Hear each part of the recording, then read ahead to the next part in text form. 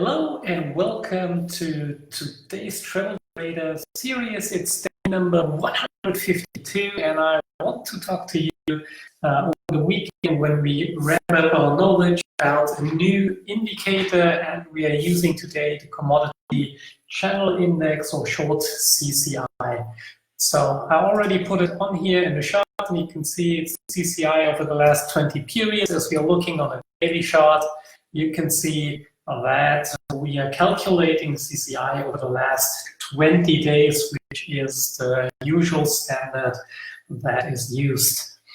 So the Commodity Channel Index is what we call a momentum indicator, and just as a little repetition, when you think back about the different types of indicators, the video that I did for you, you realize that momentum indicators are used to kind of get a clue about the trend direction, and also, that's the most important one, to spot overbought and oversold markets. So we want to know whether currently there are too many buyers or too many sellers in the market. As you can see here, a few important things in the Commodity Channel Index. The first one would be we have something like a zero line, and we have a threshold of 100 and a threshold of minus 100.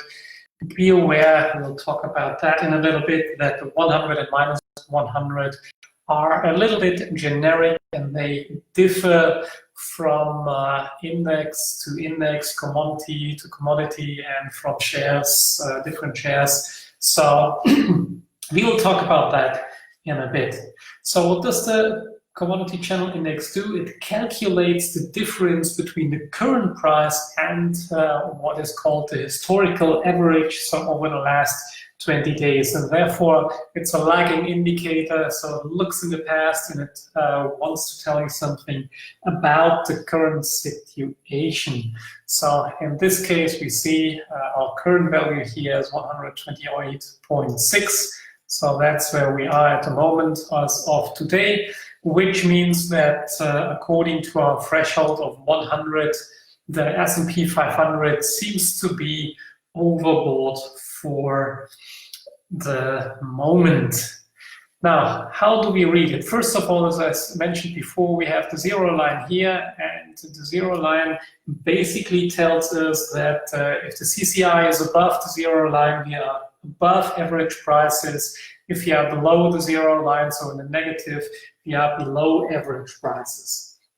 Once we reach the threshold of 100, so every time we go above that line, you can say that the market currently is overbought, and the same on the downside. So when we are at a negative minus 100 and below, we consider the market to be oversold. So that's the first idea that we can get from the Commodity Channel Index, whether we are overbought or oversold. And of course, this works at different time frames. We can have a look at weekly charts, hourly charts, 15-minute charts. But as we enjoy trading in a relaxed and very rewarding manner, we are looking at daily charts. So currently, it looks like the S&P 500 is overbought for a while.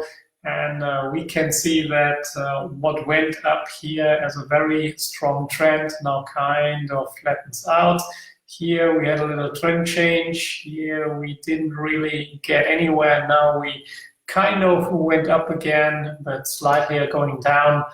So what was a strong trend now became a very weak trend. So looking and considering the current overbought state, we might see a reversal sooner or later. At least that's what the CCI is telling us at the moment. The next thing how we can use the CCI is to spot trend changes. So basically, if we have, let's look for a good example, let's say this one here, and later this one here. So every time when we change through the zero line, this tells us a little bit about, okay, this might be a trend change coming up. So here we were in an upwards trend going up, and then we have that trend change here on the 22nd of February. So we are like 2 days going down, and then the next day you can see here is where we started to go down. So that told us about the trend change here. And the same thing here, we have a trend change in the CCI at that point telling us, okay, now we want to go upwards, and from there on we kind of went upwards. Of course, as I said before, it's a lagging indicator, so we already missed a huge part of the movement if we would have gone in on April 4th, but that's the general idea. And of course, as with all indicators, sometimes it simply doesn't work. Here, for example, you would have a change telling you, okay, now we're going down, and then you're going up instead. So they are not working all of the time, and that's the reason basically why, let's get back so our drawing is right again. That's the reason why I should never use one indicator on its own. Okay, now our drawings are right again. You should never use an indicator on its own. As we said, we usually combine 4 to get a good picture of the market. And momentum is just one of our 4 basic indicators. Now, regarding the threshold of 100, one of the good things to know here is that you want to have a look at past reversal levels for whatever you trade, especially when you specialize in something. Let's say you are specializing on trading lumber or the European market or the Dow Jones or whatever it is, or let's say American Express as a share, then you want to have a look at the CCI levels where usually these turning points occur. So it doesn't necessarily have to be 100. With some things, you will find that points like plus or minus 200 work way better than 100, or it might even be plus or minus 300. So you want to have a look in the past and see where the actual reversal levels are, and want to have a look at them and get better results with it than if you stick with the average 100. So let's put a few things in here. So as a little repetition, so we said that first of all, when we are below 100, we are oversold. So likelihood to go up is rather big then. So you can stay oversold for a certain period of time, but eventually you won't be oversold forever unless the stock goes down to 0. So therefore, it will go up eventually, and overbought and oversold areas give you an indication that you are approaching some turning points. So if you are above 100, we are overbought. So let's move that here. And then we had the 0 line. Cross indicates trend change.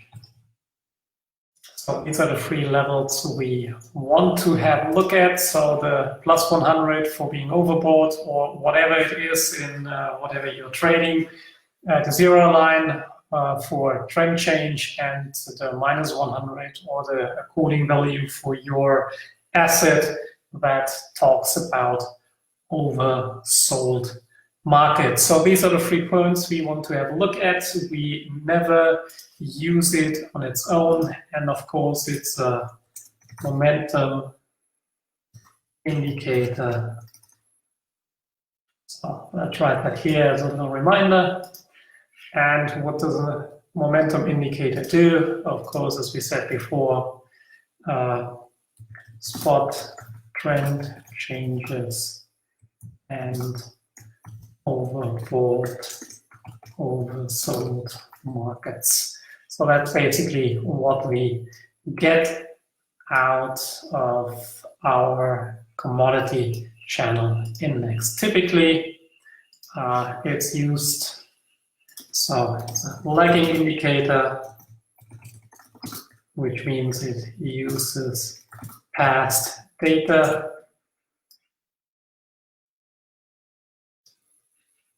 and standard calculation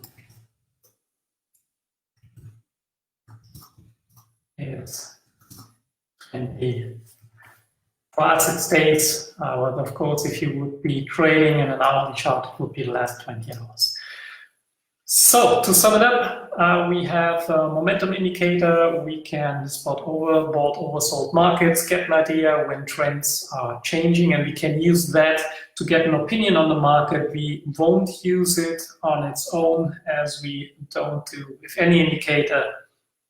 So we just want to get a good picture of the market and see what might happen. And if we have other indicators telling us the same thing, then we might put on a trade and get into these trades.